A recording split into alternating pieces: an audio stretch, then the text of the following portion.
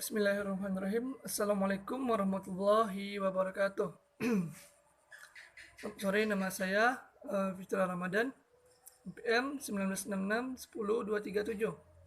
Saya dari kelas 3B. Baiklah, di video kali ini saya akan menjelaskan tentang poin-poin belajar motorik.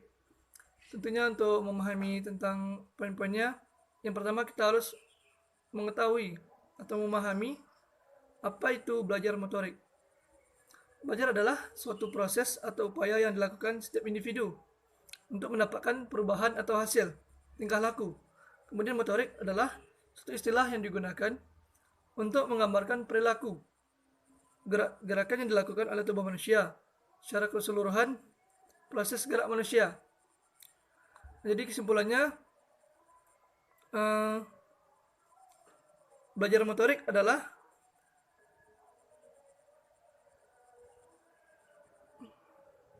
upaya seseorang untuk berhasil melakukan perubahan atau kemajuan.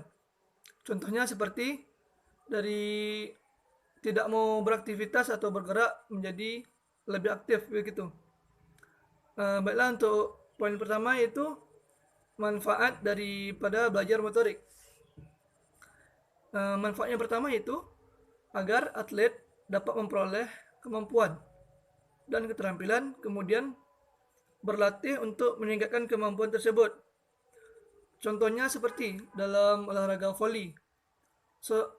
Tentunya seorang atlet tidak akan menjadi hebat atau mahir dalam bermain voli tanpa adanya latihan, proses latihan.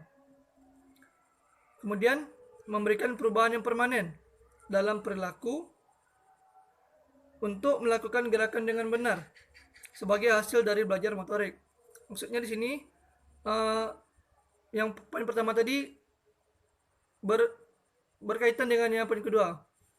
Yang pertama tadi dikatakan agar atlet dapat memperoleh kemampuan keterampilan, kemudian berlatih untuk meningkatkan kemampuan tersebut. Kemudian kedua ini memberikan perubahan, tentu dari hasil-hasil latihan tersebut, dari pengalaman membuahkan sebuah hasil yang permanen. Dengan adanya latihan-latihan yang rutin, sehingga terbentuklah sesuatu yang permanen. Kemudian yang ketiga, manfaat dari belajar motorik yaitu meningkatkan koordinasi antara persepsi dan tindakan secara baik dan benar. Maksudnya di sini meningkatkan koordinasi ini adalah kita bisa memprediksi atau menilai dan mengontrol koordinasi antara persepsi dan tindakan secara baik dan benar. Maksudnya kita menjadi lebih tahu atau lebih teliti dari yang sebelumnya. Contohnya seperti dalam kita mengikuti turnamen voli. Tentunya untuk yang pertama kali mengikuti turnamen, tentu kita bisa dikatakan ibaratnya grogi gitu. Grogi atau mental kita down. Dan kita dalam mengontrol koordinasi kita menjadi kacau dan banyak melakukan kesalahan. Nah, daripada itu, hasil dari manfaat belajar motor ini meningkatkan koordinasi antara persepsi dan tindakan secara baik dan benar. Lama-kelamaan dalam mengikuti turnamen, tentu akan bisa lebih mahir dan menjadi pemain yang hebat. Kemudian masuk ke proses dan tujuan. Untuk proses dan tujuan, yang pertama yaitu proses yang meliputi. Yang pertama yaitu pengendalian. Pengendalian sangat berperan dalam proses dari belajar motorik. Karena jika kita tidak bisa mengontrol atau mengendalikan diri kita atau mengontrol emosi, kita akan menjadi kacau atau bisa dikatakan gagal. Namun dengan kita selalu berlatih dengan rutin dan melalui banyak-banyak pengalaman, tentu kita akan bisa mengendalikan atau mengkoordinasi diri kita sendiri. Kemudian proses yang meliputi yang kedua, pengaturan kondisi fisik. Tujuannya dari pengaturan kondisi fisik adalah supaya kita bisa mengontrol kondisi fisik kita. Seperti dalam berolahraga, kita harus mengontrol fisik kita. Kita tidak boleh seperti melakukan begadang setiap malam. Tentu itu akan menyebabkan efek yang buruk atau efek yang tidak bagus bagi tubuh kita. Maka dari itu kita harus belajar mengatur kondisi fisik kita. Kemudian proses dan tujuannya itu faktor yang mempengaruhi. Faktor yang mempengaruhi yang pertama yaitu faktor fisiologi.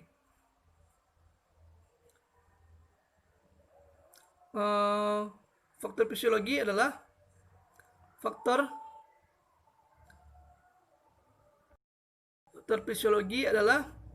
faktor yang berhubungan dengan kondisi fisik. Faktor ini sangat berperan terhadap tubuh kita karena faktor ini berkaitan dengan kondisi fisik. Contohnya seperti kita mengalami suatu masalah yang berat, kemudian masalah tersebut membuat kita menjadi stres.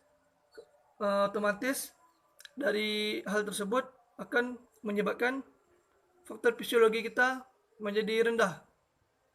Kemudian faktor psikis. Faktor psikis adalah di mana adalah faktor kondisi mental seseorang. Kondisi ini dapat dipengaruhi oleh berbagai hal, seperti cara berpikir, pengaruh lingkungan, pendidikan, dan juga sebagainya. Dalam kenyataan, psikis seseorang sangat berperan dalam menentukan kepribadian orang tersebut. Jika seseorang sering mengalami bulian, tekanan dari orang lain, tentu akan sangat berpengaruh terhadap jiwa seseorang tersebut. Kemudian proses dan tujuan yang terakhir yaitu hasil untuk mendapatkan suatu gerakan yang baik. Contohnya seperti dalam bermain voli, tentunya harus diawali dengan latihan dengan rutin dan giat supaya bisa menjadi pemain yang hebat atau bisa mendapatkan suatu gerakan yang baik. Kemudian hasil ini akan diperoleh dari latihan-latihan yang telah kita lalui sebelumnya. Kemudian masuk ke yang selanjutnya, tahap belajar motorik. Tahap belajar motorik ada 3. Yang pertama yaitu kognitif, yang kedua asosiatif, dan yang ketiga otomatis. Untuk kognitif ditandai oleh usaha terutama pelaku untuk keterampilan yang baru, yang paling lambat dan tidak tepat. Tentu semua orang tidak mempunyai kognitif yang bagus. Ditandai oleh usaha terutama pelaku untuk keterampilan yang baru. Maksudnya seseorang berusaha untuk mencapai suatu keterampilan, dan juga sebagian ada yang cepat menangkap dan ada juga yang lambat dan tidak menetap. Contohnya seperti dalam belajar di kelas, tentu tidak semua anak mempunyai kognitif yang bagus atau pengetahuan yang bagus. Tentu dari hal tersebut, seorang guru harus mengerti akan kondisi tersebut terhadap siswanya dan memberikan pengajaran khusus terhadap anak yang kurang memiliki kemampuan. Kemudian asosiatif. Permulaan dari tahap ini ditandai oleh semakin efektif cara-cara siswa melakukan tugas gerak dan mulai mampu menyesuaikan diri dengan keterampilan yang dilakukan. Maksudnya yaitu siswa semakin efektif dan mulai memahami dan mengerti cara-cara melaksanakan tugas gerak dengan benar. Kemudian dia mampu menyesuaikan diri atau mempraktekkan langsung dengan keterampilan yang dia lakukan. Contohnya dalam bermain voli. Dari awal memang belum bisa bermain voli, lama-kelamaan tentu kita akan sedikit-sedikit akan bisa menyesuaikan diri dan membiasakan sehingga bisa mempraktikkan dengan benar. Kemudian otomatis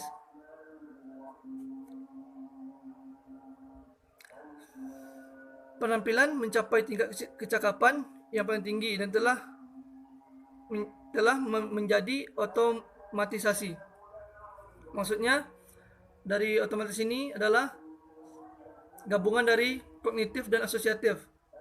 Ketiga poin ini saling berkaitan.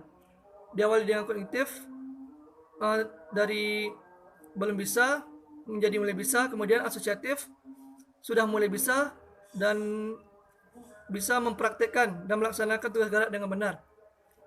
Dan yang terakhir, otomatis penampilan mencapai tingkat kecakapan yang paling tinggi. Di sini seorang siswa sudah memahami dan menguasai betul tentang dari tahap belajar motorik.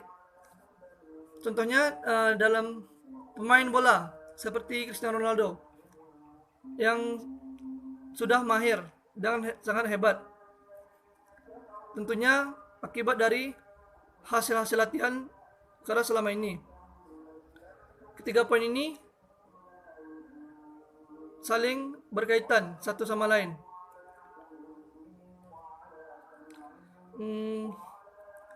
Kemudian masuk ke perkembangan motorik. Perkembangan motorik terbagi menjadi dua. Yang pertama, motorik kasar. Motorik kasar itu gerakan yang menggunakan otot-otot yang lebih besar, tidak begitu menekankan ketetapan, dan banyak menggunakan anggota tubuh. Contohnya seperti lari, lompat, lempar.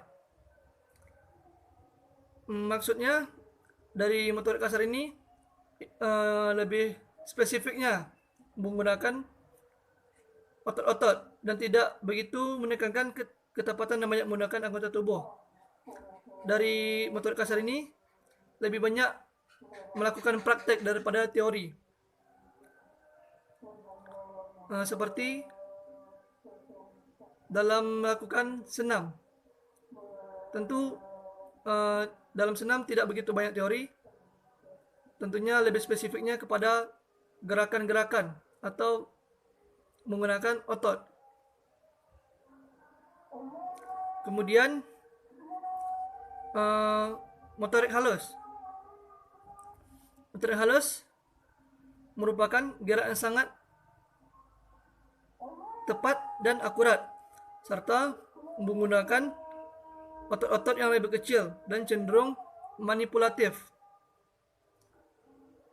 Contohnya menjahit, menggunting, menulis, memasukkan benang ke lubang.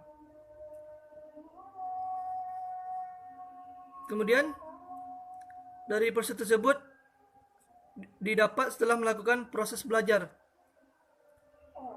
Seperti menjahit, tentunya kita harus belajar terlebih dahulu untuk bisa melakukannya dengan baik, dengan benar dan juga dengan rapi. Kemudian menulis juga membutuhkan proses.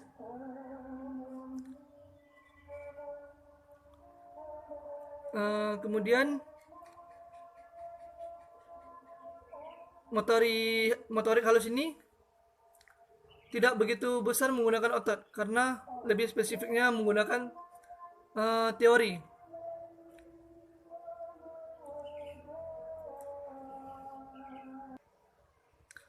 Saya rasa cukup sekian yang dapat saya jelaskan. Untuk kekurangannya saya mohon maaf. Assalamualaikum warahmatullahi wabarakatuh.